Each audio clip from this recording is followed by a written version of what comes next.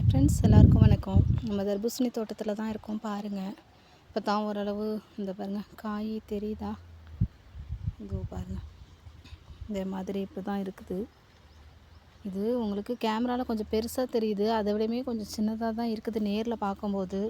இந்த ஊருக்கு பாருங்கள், இந்த மாதிரி நம்ம பார்க்குற இடம்லாம் ஓரளவு வாய்க்காலில் நமக்கு கொஞ்சம் ஓரளவு ஒரு காய் தென்பட்டுச்சுன்னா நமக்கு அது கொஞ்சம் நல்ல ஈல்டு. இந்த காயெல்லாம் பாருங்கள் சரியில்லை. இந்த மாதிரி கொஞ்சம் நிறைய காய் இருக்குது. இந்த இருக்க பாருங்கள், இந்த மாதிரி இந்த டைம் ஆனால் சரியில்லை தர்பூசணி. போன வருஷம் அதுக்கு வருஷம் இருந்த அளவுக்குலாம் இல்லை. இதுவே இன்னும் ஒரு 50 நாள் ஆயிடுச்சு இதோட நம்ம தர்பூசணி போட்டு. இன்னும் ஒரு 20 நாள் தான் இருக்குது. அது வரையும் எந்த நோயும் இல்லாத இருந்துட்டு வைரஸ் தாக்காத இருந்ததுன்னா ஓரளவு நம்ம இது பண்ணிடலாம்.